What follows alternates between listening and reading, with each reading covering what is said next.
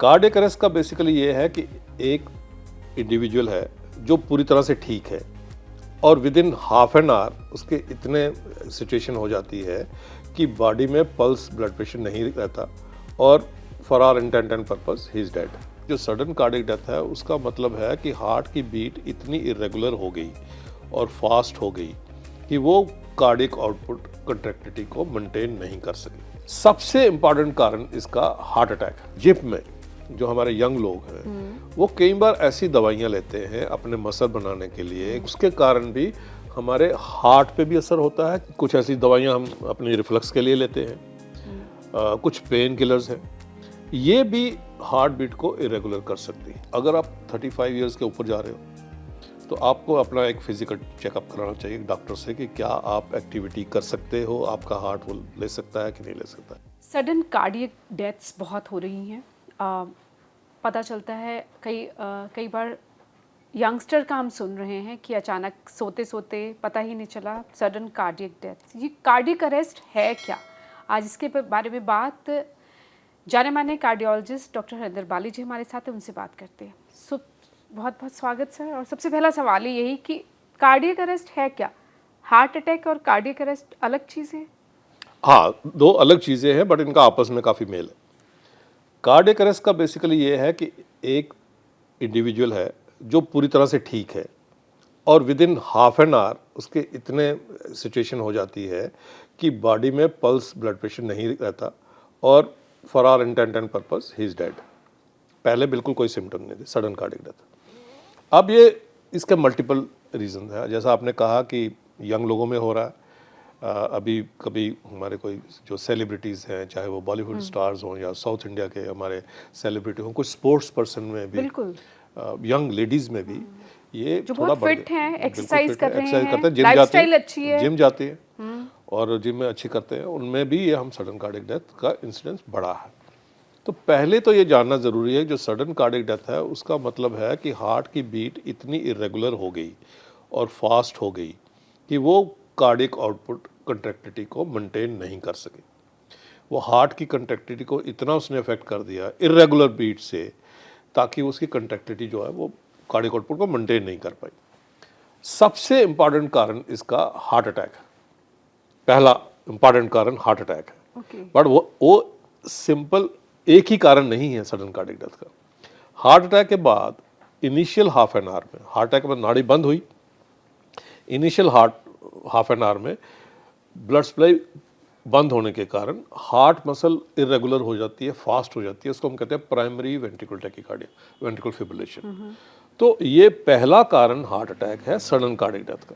But इसके और भी बड़े कारण हैं जिसके कारण सडन कार्डियक डेथ हो सकती है। एक ये है कि बचपन से कुछ ऐसी कार्डियोमायोपैथी है, मसल की बीमारी है जिसमें सडन कार्डियक डेथ हो सकती है। वो हालांकि हाइपरट्रॉफिक कार्डियोमायोपैथी एक इम्पॉर्टेंट कारण है जिसमें हार्ट मसल मोटा हो जाता है, बचपन से मोटा होता है और वो जेनेटिक बीमारी है, फैमिलीज में रन करती है, तो उसके कारण सडन कार्डियक डेथ।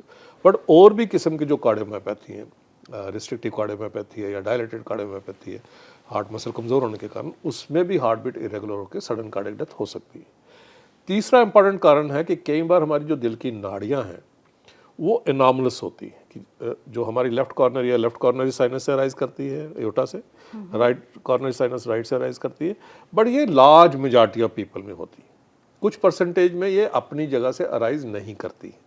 उनमें से कुछ तो सिंपल एनॉमलीज होती हैं कि थोड़ा सा ऊपर से अराइज हो गया या दूसरे साइनस से अराइज हो गया। कुछ जो बिनाइन एनॉमलीज हैं उनकी सिग्निफिकेंस यही है कि जब हम एंजियोग्राफी करते हैं उनके बारे में पता होना चाहिए।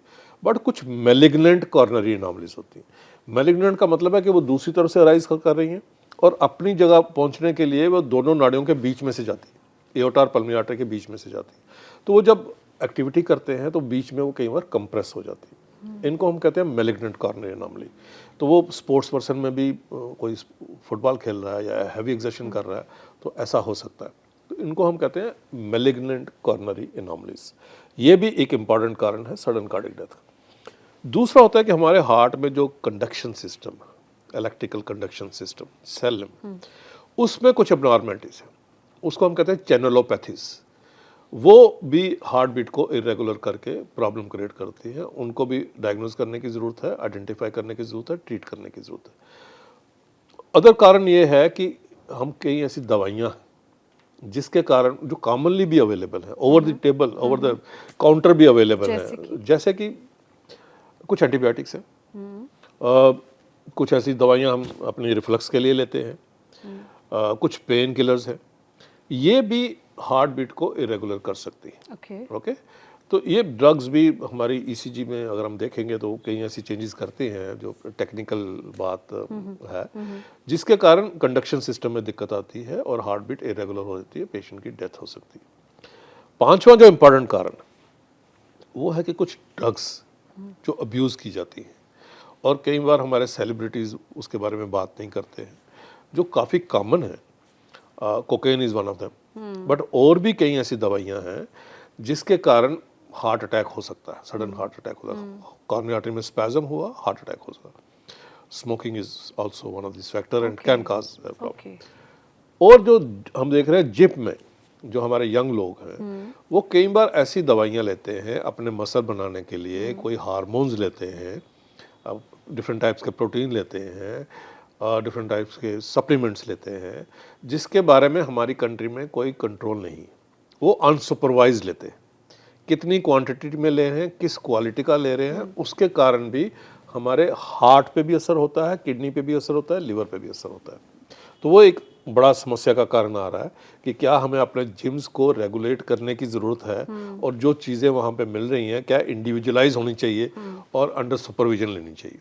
तो ये इम्पॉर्टेंट कारण है, और कई बार वैक्सीन रिलेटेड भी हो सकता है, हार्ट बीट इरेगुलर हो सकती है, सो मल्टीपल कारण है, बट मोस्ट इम्पॉर्टेंट कारण हार्ट अटैक। हाँ, पर क्या कार्डियक अरेस्ट को रोका जा सकता है, इससे बचा जा सकता है? बिल सबसे पहले तो ये है कि हम समझते हैं कि हर एक को अपना कार्डियक चेकअप कराना चाहिए, और हार्ट चेकअप से हमें ईसीजी से कई बीमारियों का पता लग जाता है कि इसमें सडन सिंपल, कार्डियक, ईसीजी तो बहुत सिंपल है। कई बार ईसीजी से सिंपल पता लग जाता है।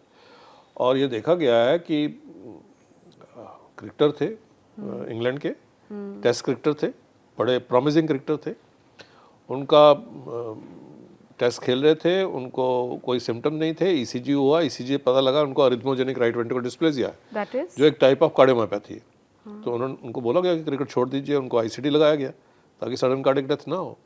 तो ये जो इंड्योरेंस ट्रेनिंग करते हैं उनमें ज़्यादा इम्पॉर्टेंट है कि हम ये ईसीजी करके, एकोकार्डियोग्राफी करके ये जान लें कि कोई ऐसी डिजीज़ तो नहीं है। हाइपरट्रॉफिक कार्डियोमायोपैथी भी ईसीजी इको से डायग्नोज होती है। पर किस उम्र में कराना चाहिए? हम समझते हैं 16-17 साल में कराना चाहिए, जो इंड्योरेंस ट्रेनिंग करा, ईसीजी कराना चाहिए, ईसीजी इको भी कराना चाहिए। अगर किसी को फुटबॉल खेलना है, कम्पिटिटिव स्पोर्ट्स में जाना है, तो हम रिकमेंड करते हैं ईसीजी को कराना चाहिए। ओके। तो उसमें चैनुलोपैथी डायग्नोज हो सकती है, कार्डियोमायोपैथी डायग्नोज हो सकती है, और भी कई किस्म की वैल्वुलर बीमारियां भी डायग्नोज हो सकती हैं। तो एक तो ये है कि हमें सिंपल टेस्ट से पता लग जाता है। दूसरा, जिनमें फैमिली हिस्ट्री, कि किसी को फैमिली हिस्ट्री है सडन कार्डियक डेथ की, यंग एज में मल्टीपल लोगों की सडन कार्डियक डेथ, उनमें ज़्यादा ज़रूरत है हम इनको इन्वेस्टिगेट करें। और अगर जो जिम में जा रहे हैं, जो अपनी एंडोरेंस ट्रेनिंग के लिए या वेट लिफ्टिंग के लिए, हैवी एक्सरसाइज के लिए जिम जा रहे हैं, तो उसमें 3 चीज़ों का ख्याल रखने की ज़रूरत है। एक तो ये है कि अगर आप 35 ईयर्स के ऊपर जा रहे हो तो आपको अपना एक फिजिकल चेकअप कराना चाहिए डॉक्टर से कि क्या आप एक्टिविटी कर सकते हो, आपका हार्ट वो ले सकता है कि नहीं ले सकता है। अच्छे फिजिशियन से एक चेकअप कराना चाहिए, उसमें भी ईसीजी को इंक्लूडेड है। दूसरा, हम समझते हैं कि एक जिम में भी 3-4 चीज़ें का होना बड़ा ज़रूरी है। एक तो फिजिकल ट्रेनर तो होते ही है, एक डॉक्टर होना चाहिए। MBBS is a good qualification, जो ये देखे कि उसको बीमारी नहीं है और ये देखे कि कोई सिम्टम्स आए तो उसका इलाज किया जाए। तीसरा, हम समझते हैं कि जो भी वहाँ पे न्यूट्रिशनिस्ट है उसको ये पता होना चाहिए कि किस इंडिविजुअल को क्या सप्लीमेंट देना है, किस क्वांटिटी में देना है और कैसे देना है। वो अंडर सुपरविजन होना चाहिए, सुपरविजन ऑफ ए न्यूट्रिशनिस्ट। चौथा, हम समझते हैं कि हर एक इंडिविजुअल जो है जिम में, उसको सीपीआर की ट्रेनिंग होनी चाहिए।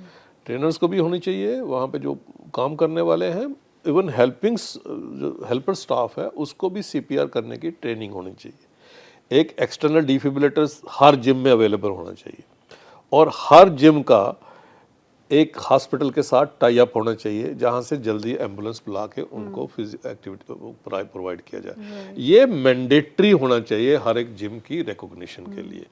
और हम ये भी एडवाइस करेंगे कि यंग लोगों को, स्पेशली जो हमारे सेलिब्रिटीज़ हैं, उनको अगर कोई सिम्टम्स आ रहे हैं, कई बार वो सिम्टम्स को अंडर प्ले करते हैं या नहीं बताते हैं कि उनके सेलिब्रिटी स्टेटस पे फ़र्क पड़ेगा।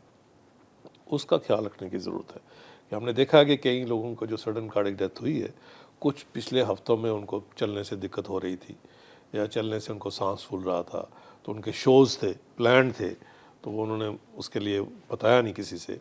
तो ये हमें इसका ख्याल रखने की ज़रूरत है कि ये हार्ट डिजीज़ किसी को भी हो सकती है। कई बार कार्डियक अरेस्ट बिना किसी सिम्टम्स के भी होते हैं। सडन कार्डिक डेथ बिना सिम्टम्स के ही होगी कि बिल्कुल हेल्दी पर्सन है और इसलिए हाफ एन आवर का हम वो करते हैं, और वो सारे सिम्टम जो उसी आधे घंटे में हुए, उससे पहले बिल्कुल वो फिट है।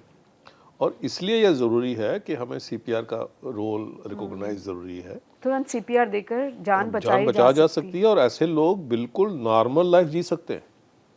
तो इसलिए हर एक को सीपीआर की ट्रेनिंग लेनी चाहिए और एक्सटर्नल डिफिब्रिलेटर का भी बड़ा इंपॉर्टेंट रोल है। इन दोनों के बारे में ज़रूर आपके पास, आपके हॉस्पिटल में आकर हम रिकॉर्ड करेंगे। बिल्कुल, हम बिल्कुल कोशिश करते हैं कि हर एक को, स्कूल चिल्ड्रन से लेकर जो 9th-10th में बच्चे हैं, वहाँ से लेकर सभी को डिफरेंट टाइम पे सीपीआर की ट्रेनिंग दी जाए। और मुझे लगता है कि स्कूल के करिकुलम में इंक्लूड करना चाहिए।